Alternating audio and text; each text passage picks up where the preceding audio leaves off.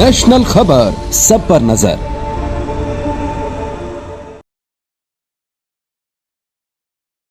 Sir आपसे एक बात जाननी थी। अब से लगभग 20 साल पहले हार्ट के लिए एक फैसिलिटी आई स्टंटिंग, जिससे हार्ट सर्जरीज करना बहुत ही आसान हो गया है।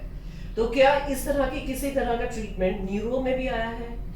जी हाँ, ये बहुत अच्छा सवाल है आपका। जैसे हार्ट के लिए कैथ लैब के अंदर एंडोवास्कुलर प्रोसीजर्स होते हैं, यानी नस के अंदर से घुस के हार्ट में स्टेंट डाला जाता है, वैसे ही ब्रेन के लिए भी पिछले 10-15 साल में बहुत अच्छी टेक्नोलॉजी आई है, जिससे कि ब्रेन के न्यूरोवास्कुलर डिजीजेस के लिए हम स्टेंट डाल सकते हैं, कॉइल डाल सकते हैं, बंद आर्टरी को खोल सकते हैं, या फिर और कोई भी जो प्रोसीजर है उसको करा जा सकता है।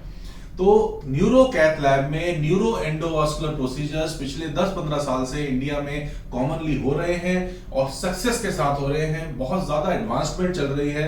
बस इसके लिए रिक्वायरमेंट है तो एक अच्छी न्यूरो कैथ लैब की है, जिसमें कि सारे सॉफ्टवेयर अवेलेबल हों जो कि ब्रेन या स्पाइन संबंधित बीमारियों से रिलेटेड हों। तो इस प्रोसीजर से सर्जरी का कुछ टाइम भी कम हो जाता है, सर्जरी का प्रोसीजर और जैसे टाइम ड्यूरेशन? इसका इन न्यूरोवास्कुलर प्रोसीजर्स जो कैथ लैब में करते हैं, उनका सबसे बड़ा एडवांटेज ये है कि बहुत सारे ऐसे प्रोसीजर्स हैं जिनके लिए कि ओपन सर्जरी संभव नहीं है। तो जो ओपन सर्जरी संभव नहीं है उसमें हम न्यूरो एंडोवास्कुलर प्रोसीजर करके उस बीमारी को ट्रीट कर सकते हैं। जैसे कि आर्टीरियोवीनस मालफॉर्मेशन जो है, वो नसों का गुच्छा ब्रेन के अंदर बन जाता है, जो कि काफी बड़ा साइज का होता है। उसको सर्जरी करके निकालने में दिक्कत होती है, तो हम उसको एंडोवास्कुलर प्रोसीजर से या तो बंद कर देते हैं या उसको छोटा कर देते हैं ताकि सर्जरी संभव हो। कुछ एनेरिज्म यानी कि नसों के अंदर गुब्बारे बन जाते हैं, जो कि हम सर्जरी द्वारा क्लिप तो कर ही सकते हैं, पर कुछ लोकेशंस ऐसी होती हैं जहां सर्जरी जो है वो डिफिकल्ट होती है, उसके आउटकम अच्छे नहीं होते हैं। उस केस में एंडोवास्कुलर प्रोसीजर में नए नए गैजेट्स आ गए हैं, कॉइल्स आ गई हैं, स्टेंट आ गए हैं और कुछ ऐसे उपकरण आ गए हैं जिनको कि लगाने से हम उनका सक्सेसफुल ट्रीटमेंट कर जाते हैं। इसके अलावा गर्दन की नसों में भी जब जिसमें प्लाक जम जाता है, जिसकी वजह से स्ट्रोक होता है, उस केस में भी हम स्टेंट लगा सकते हैं। अभी नया ट्रीटमेंट जैसे हार्ट अटैक होता है उसके लिए स्टेंट डाला जाता है, वैसे ही जो ब्रेन अटैक होता है या ब्रेन स्ट्रोक होता है उसमें भी अगर मरीज 6 घंटे के भीतर हॉस्पिटल पहुंच जाता है तो स्टेंट या थ्रोम्बो एस्पिरेशन द्वारा उस नस को खोला जा सकता है, जिससे सर्कुलेशन दोबारा मेंटेन हो जाता है और स्ट्रोक से उसका प्रिवेंशन हो जाता है। तो इसमें रिकवरी टाइम उतना ही होता है जो नॉर्मल सर्जरी में होता है, या उससे पहले पेशेंट जल्दी ठीक हो जाता है इसमें? तो जैसा मैंने आपको बताया कि कुछ ऐसे बीमारियां हैं ब्रेन रिलेटेड, वास्कुलर रिलेटेड, जिसमें कि सर्जरी पॉसिबल ही नहीं है। कुछ एक ऐसी बीमारियां हैं जिसमें दोनों ट्रीटमेंट ऑप्शंस अवेलेबल हैं। कुछ में सर्जरी ज्यादा बेनिफिशियल है, कुछ में एंडोवास्कुलर प्रोसीजर ज्यादा बेनिफिशियल है। एंडोवास्कुलर प्रोसीजर की सबसे खास बात यह है कि इसमें बॉडी में कहीं कोई कट नहीं लगता, इसमें कहीं पर चमड़ी में कोई कट नहीं लगता, तो जो रिकवरी है वो बहुत फास्ट होती है।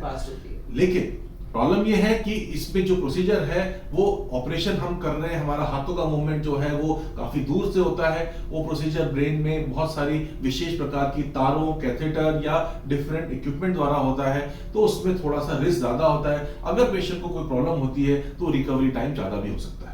अच्छा, और यहाँ इंडिया में किस हॉस्पिटल कितने हॉस्पिटल्स हैं जो इस तरह का ट्रीटमेंट दे रहे हैं? ये पिछले 5-10 साल में न्यूरो कैथ लैब जो है वो बहुत सारे हॉस्पिटल में लग गई हैं, पर अभी तक भी ये जो कैथ लैब्स हैं ये जनरली मेट्रो सिटी या बड़ी सिटीज में ही उपलब्ध है।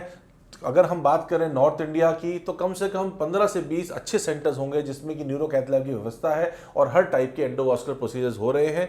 पर जो एंडोवास्कुलर जो प्रोसीजर हो रहे हैं उसका जो इक्विपमेंट है या उसके जो गैजेट्स हैं वो जनरली विदेश से आते हैं। अभी तक इंडिया की कोई भी कंपनी इस तरह के गैजेट्स, इतने फाइन गैजेट्स बनाने में कामयाब नहीं हुई है। हो सकता है जल्द ही इस तरह की कंपनी, इंडियन कंपनीज आ जाएं। इसीलिए ये ट्रीटमेंट थोड़ा सा एक्सपेंसिव होता है, क्योंकि सारा प्रोडक्ट जो है जो इस्तेमाल होता है वो अमेरिका से, जर्मनी से या जापान से आता है। तो माना जाए इसके जो एक्सपेंसेस आते हैं, खर्चे इस सर्जरी के, तो वो काफी ज्यादा हो जाते होंगे।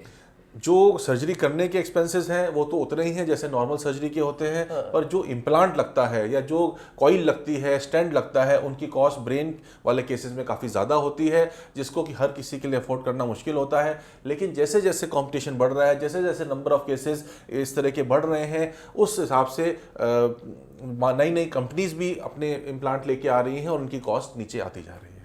जैसे स्टंट अगर डालते हैं तो उसका success rate as compare to the neuro stunting success rate में आप कंपैरिजन करेंगे तो कितना फर्क आप मानेंगे इसमें हार्ट की? अगर हम हार्ट से कंपेयर कर रहे हैं तो हार्ट और ब्रेन टोटली डिफरेंट है। अगर हम ब्रेन की बात कर रहे हैं तो ब्रेन बहुत ही नाजुक ऑर्गन होता है, इसके अंदर की ब्लड वेसल्स बहुत ही फाइन माहीन होती हैं। इस ब्रेन में अगर कोई डैमेज होता है, कोई इंजरी होती है तो कई बार वो रिकवर नहीं भी करती है इन कंपैरिजन टू हार्ट। इसीलिए जो ब्रेन से रिलेटेड न्यूरो एंडोवास्कुलर प्रोसीजर्स हैं वो टेक्निकली बहुत ही डिफिकल्ट होते हैं, लेकिन धीरे धीरे एक्सपर्टीज़ के साथ अब उसको रूटीन में हम लोग कर रहे हैं तो हमारे रिजल्ट इंप्रूव हो रहे हैं। और अगर हम उसको सर्जरी से कंपेयर करें तो वो कंपैरिजन भी करना बड़ा मुश्किल है, क्योंकि सर्जरी के अपने इंडिकेशंस हैं, एंडोवास्कुलर प्रोसीजर्स के अपने इंडिकेशंस हैं। दोनों में रिस्क डेफिनेटली है, 2 से 5% का रिस्क किसी भी प्रोसीजर में होता है। पर अगर एक बार सक्सेसफुल हो जाता है तो एंडोवास्कुलर प्रोसीजर के बाद पेशेंट को देख के कोई ये भी नहीं कह सकता कि इसके कोई सर्जरी हुई है या कोई प्रोसीजर हुआ है, क्योंकि उसमें कोई कट या कोई निशान नहीं मिलता। सर, क्या आपके हॉस्पिटल में इस तरह की फैसिलिटीज है कि ये सर्जरीज हो पाए? हाँ, हमारे हॉस्पिटल में पिछले 12 साल से न्यूरो कैथ लैब है। 10 साल तक कोई भी कैथ लैब जो है वो ढंग से फंक्शन करती है।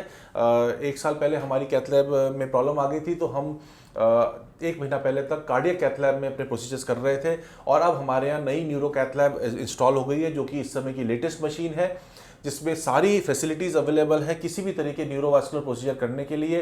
बहुत ही हाई टेक सिस्टम है इसके अंदर सीटी स्कैन करने की फैसिलिटी भी है, और भी जो भी तमाम सॉफ्टवेयर जो कि एक सक्सेसफुल न्यूरोवास्कुलर प्रोसीजर के लिए ज़रूरत होती है वो इस मशीन में मौजूद है। और इसमें हम पिछले 1 महीने में 8 से 10 डिफ़िकल्ट प्रोसीजर्स भी कर चुके हैं, जिसमें कि फ्लो डाइवर्टर प्लेसमेंट है, कॉइलिंग है, एम्बोलाइजेशन ऑफ एवीएम है, और हमें इन सब में सक्सेस मिली है।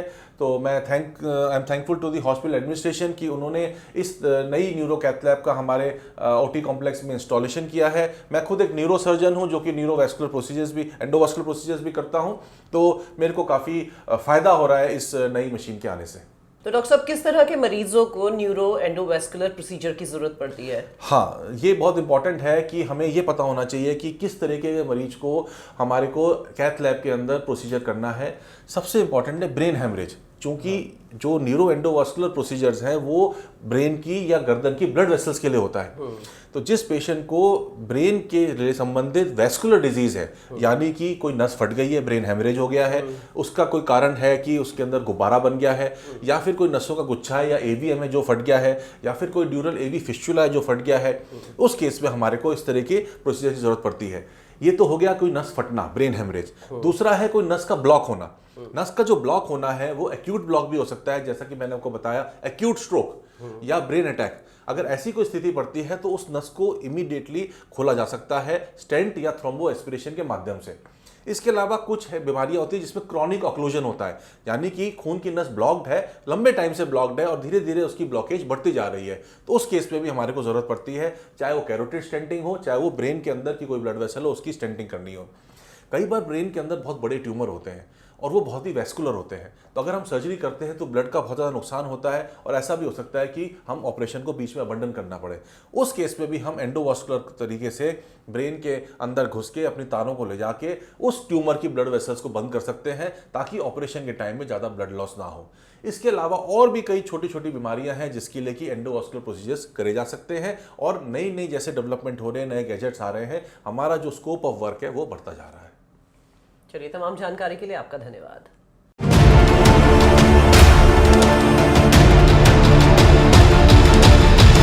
नेशनल खबर, सब पर नजर।